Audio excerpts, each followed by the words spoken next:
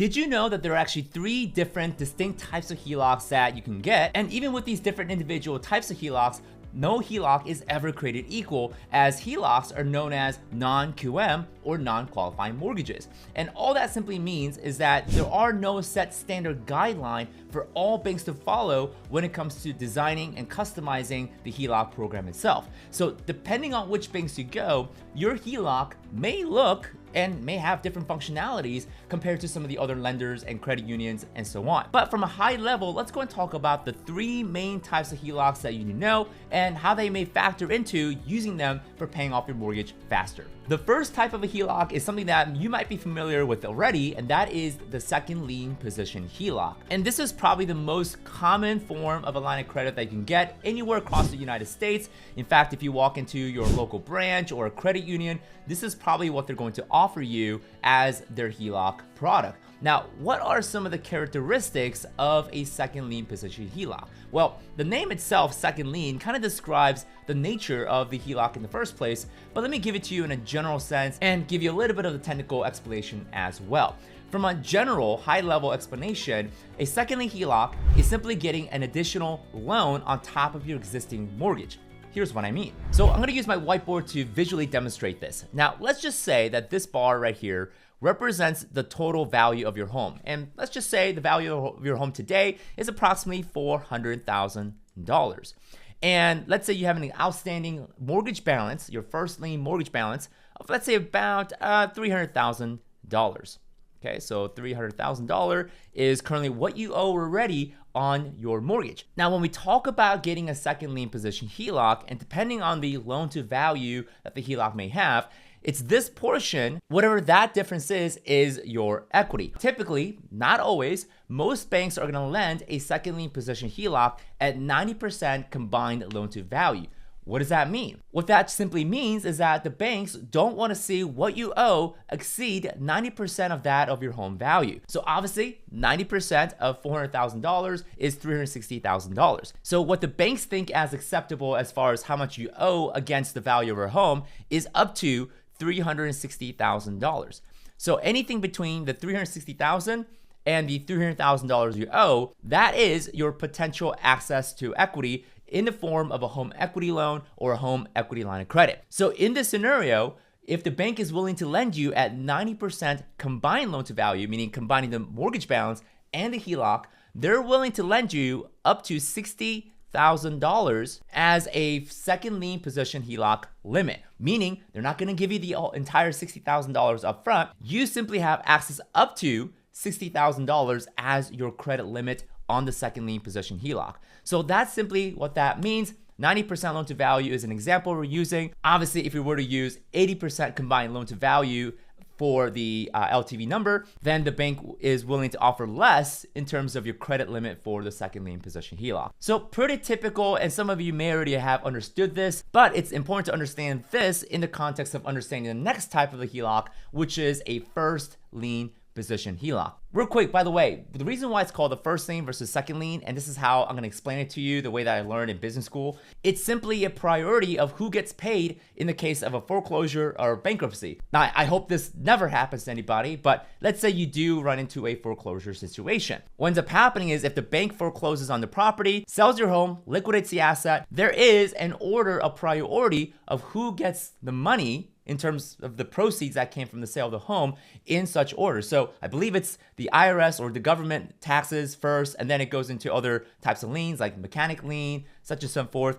But the first lien simply means that whoever holds the rights to that first lien as the collector or the lender basically gets paid first. And then once that's satisfied, the second lien holder, okay, the next priority gets paid the difference. That simply means that whoever is the second lien holder, there's a good chance that if the home is foreclosed on, they may not even get paid at all after paying everyone else. So that's a quite little legal, I guess, law lesson if you want to call it that. But that's the difference between a first lien and second lien. I'm sure there are attorneys and accountants that can explain that better than I can, but that's simply what that means. Now, when it comes to a first lien HELOC example, instead of borrowing or establishing a credit limit based on what's available, like this part right there, what we're doing is we're taking the entire portion of your first lien mortgage and turning that into a HELOC as well. So here's what that looks like. And let me go and erase some of this stuff right here, okay?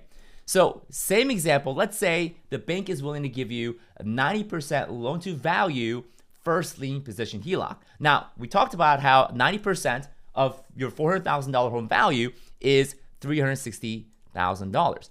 Now, what the bank does on a first lien HELOC scenario is that they're giving you the entire $360,000 as the credit limit. But the difference is that you're gonna start out with a balance of $300,000 on your first lien HELOC. So in other words, we're essentially replacing the entire mortgage balance into a HELOC. Now, with that being said, there are some advantages that a first lien HELOC has that a second lien HELOC simply doesn't have.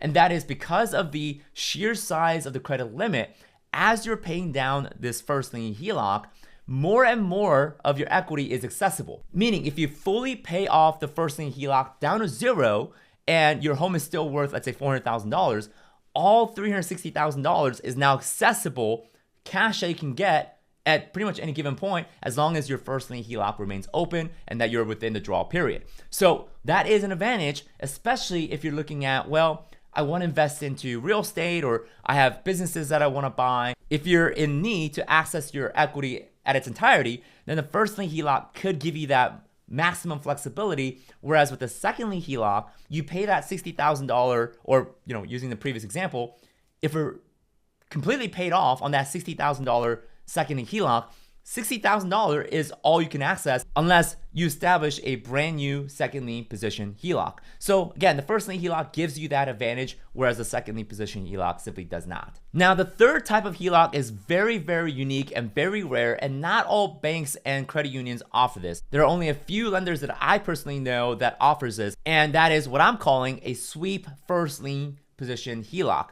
Now, what a sweep first lien HELOC is, it's quite actually interesting, and it might be very useful, especially in the context of paying down debt and paying down our mortgage. Now, this type of a HELOC is a first lien position HELOC, or many of them do come in the form of a first lien HELOC. I have seen some scenarios or some lenders offering it on a second lien position HELOC, but those are extremely rare. Now, what ends up happening with this type of HELOC is that on top of the first lien HELOC, the lender establishes a checking account on the side that is distinctly connected to this first lien HELOC. So let's just say this is a checking account. This container represents checking. And any dollar you put into this checking account on a nightly basis automatically gets transferred into lowering the HELOC balance, the first lien HELOC balance, down in such ways that it could save you interest cost, because it lowers the daily balance on the line of credit.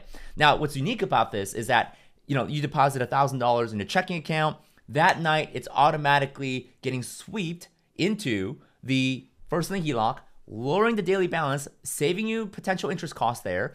But when you need the money back out, when you make draws out of the checking account, let's say writing a check or making an ACH payment, the bank will automatically pull the money back out from the line of credit, just like an overdraft protection, and pay and clear the check or ACH that you're paying for. So that is very unique, because essentially now your checking account and your HELOC become one. And again, I like to call this sweep first lien HELOC. There are different branded names that go with this. I'm not going to mention any of those names for trademark and copyright purposes, but there are lenders that offer this, and this is something that we also help our clients get connected to, some of these lenders out there, at least here in the United States, to get tapped into this type of a line of credit. Now, if you're in places like Australia or New Zealand, this is basically an offset mortgage. It works just like an offset mortgage. The only difference is with an offset mortgage, instead of a checking account, it's typically a savings account. So if you're in places like Australia or New Zealand, this is going to be basically you have it, it's called offset mortgage with a savings account as opposed to with a checking account. So those are the three different types of HELOCs that currently exist here in the United States that you can get. And of course, all three of them can be used to help pay off your debt, consolidate other debt, and it could help you save a lot of money and time when it comes to paying down your mortgage and other debt that you may have. So if you thought that this video was valuable, definitely subscribe and like and leave your thoughts and comments down below, and we'll definitely see you in the next video. Take care.